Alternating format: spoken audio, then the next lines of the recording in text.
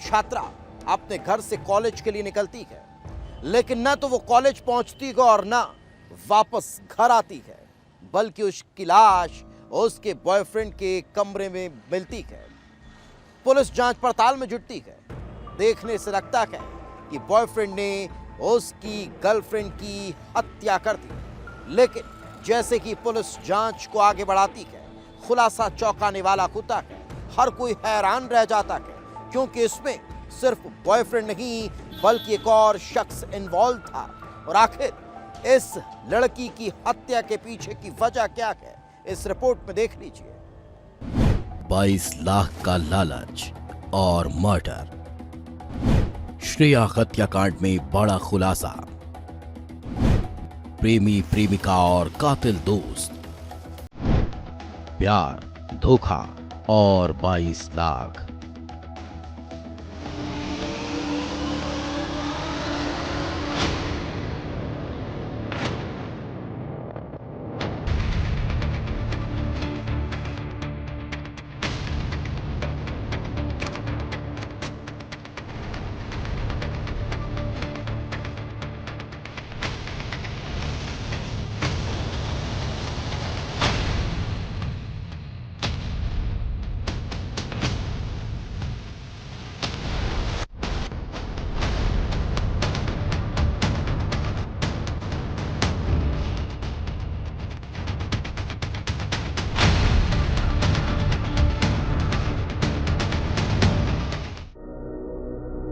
उत्तर प्रदेश की धर्म नगरी वाराणसी। हर तरफ धर्म की गंगा बह रही थी। काशी विश्वनाथ के जयकारे गूंज रहे थे।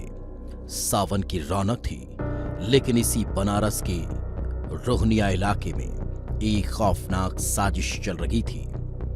18 अगस्त की सुबह का वक्त था।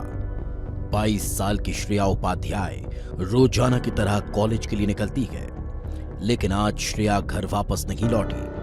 परिवार परेशान था। पुलिस श्रेया की तलाश कर रही थी और तभी कॉलेज के लिए घर से निकली श्रेया की लाश उसके बॉयफ्रेंड विवेक चौबे के कमरे में मिलती है। उसका गला रीत कर हत्या कर दी गई थी। थाना रोहनिया के अखरी क्षेत्र के एक मकान में करीबन 20 से 22 वर्ष की लड़की की डेड बॉडी मिली है। मौके पर तुरंत मुआयना किया गया और फील्ड यूनिट को भी बुलाया गया। आगे की जानकारी पता करने पे यह ज्ञात हुआ है कि शव की पहचान श्रेया उपाध्याय के रूप में हुई है। जब पुलिस ने परिवारजनों से पूछताछ की तो उन्होंने बताया कि उनकी बेटी 18 अगस्त को सुबह कॉलेज के लिए निकली थी और घर वापस नहीं आई।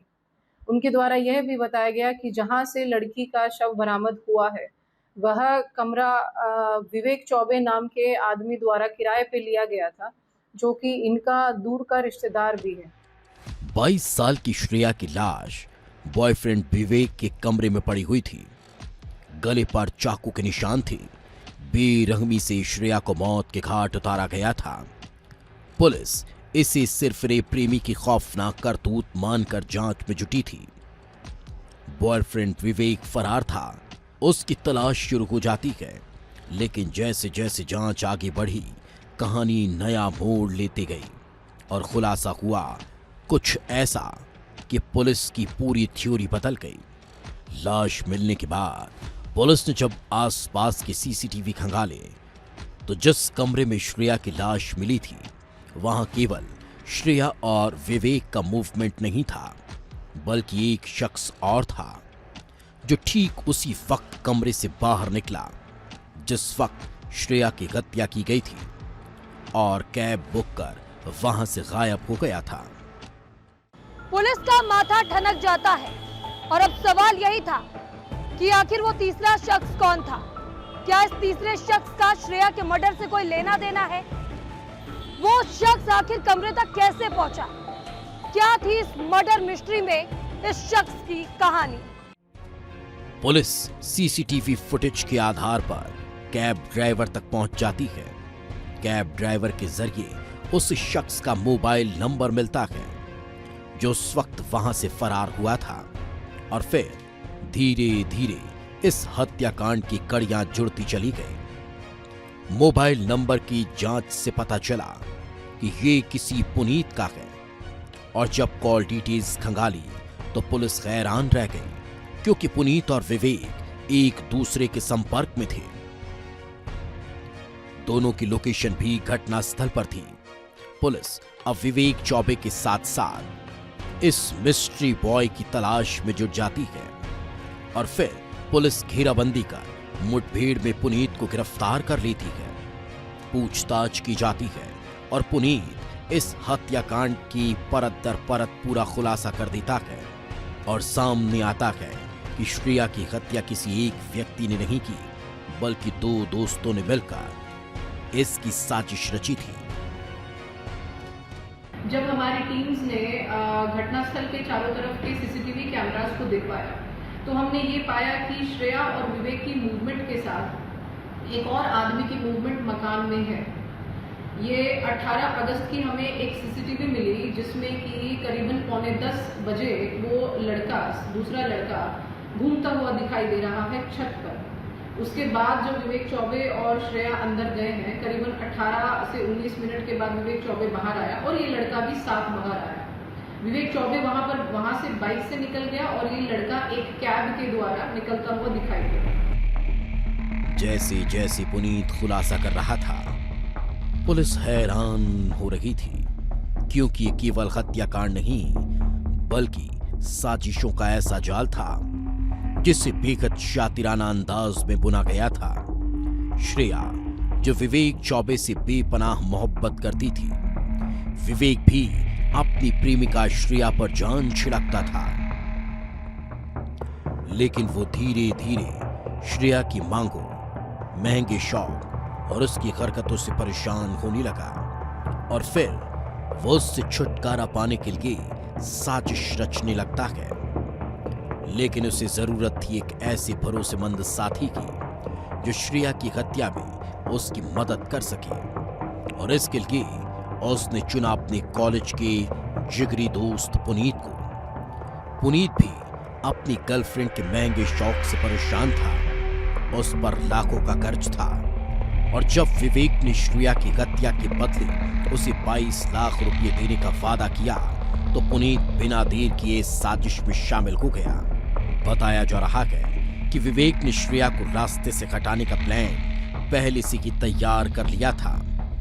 अलग से एक कमरा किराए से लिया जहां उसकी हत्या करनी थी, और 17 अगस्त की रात को ही विवेक और पुनीत उस कमरे में पहुंच गए। 18 अगस्त की सुबह प्लान के मुताबिक पुनीत घर के अंदर मौजूद था और विवेक किसी तरह श्रेया को लेकर वहां पहुंच जाता है। श्रेया हर साजिश और खतरे से अनजान अपने बॉयफ्रेंड विवेक के साथ कमरे में चली जाती है। जैसे कि वो कमरे के अंदर पहुंचती है, विवेक ने पीछे से श्रेया का गला पकड़ लिया ताकि वो शोर ना कर सके, और इसी दौरान वहां मौजूद उसका दोस्त पुनीत चाकू से श्रेया के पेट पर वार कर देता है। श्रेया बेसुध होकर जमीन पर गिर जाती है। इसके बाद पुनीत उसका गला रेत देता है। विवेक चौबे इनका काफी समय से मित्र है। ये पहले लोता में रहते थे और विवेक चौबे के संपर्क में आए और घटनास्थल पर इनका आना जाना लगा रहता है। विवेक चौबे ने 22 लाख रुपए देने की बात इनको कही अगर ये श्रेया उपाध्याय के मर्डर में उसकी हेल्प करे, तो इसने ये बात मान ली और दोनों ने मिलकर श्रेया उपाध्याय का मर्डर किया। लड़के को गिरफ्तार करके रिमांड के लिए भेजा जा रहा है और विवेक चौबे के लिए हमारी टीम्स निरंतर प्रयासरत हैं। जल्दी ही उसकी भी गिरफ्तारी होगी। पुनीत, जिसे विवेक ने श्रेया की हत्या के बदले 22 लाख रुपए का लालच दिया था, लेकिन वो हत्या करने के बाद फरार हो गया, मोबाइल भी बंद कर लिया, जिसके बाद पुनीत को एहसास हुआ कि उसके साथ धोखा हुआ है, और फिर वो भी कुछ देर बाद वहां से भाग निकला। हत्या की प्लानिंग बेहद की शातिर तरीके से की गई थी, लेकिन हत्यारे भूल चुके थे कि कोई है जो उन्हें देख रहा है, कोई है जो उनके मूवमेंट पर नजर रख रहा है। और यहां भी ऐसा ही हुआ। पुलिस ने सीसीटीवी से मिले सुराग और कड़ियों को जोड़ा और हत्याकांड का पर्दाफाश कर दिया। श्रेया की हत्या करने वाला पुनीत पुलिस की गिरफ्त में है। और इस हत्याकांड का मास्टरमाइंड विवेक चौबे अभी भी पुलिस की गिरफ्त से बाहर है, जिसकी तलाश की जा रही है। विवेक भी जल्द गिरफ्त में होगा, लेकिन इस वारदात ने एक सबक जरूर दे दिया उन युवाओं को जो प्यार और इश्क के चक्कर में महंगे महंगे शौक पाल लेते हैं, गर्लफ्रेंड पर अनाप शनाप खर्च कर कर्ज के तले दब जाते हैं और फिर यही इश्क एक दिन उन्हें जुर्म के दलदल में धकेल देता है। ब्यूरो रिपोर्ट, विस्तार न्यूज।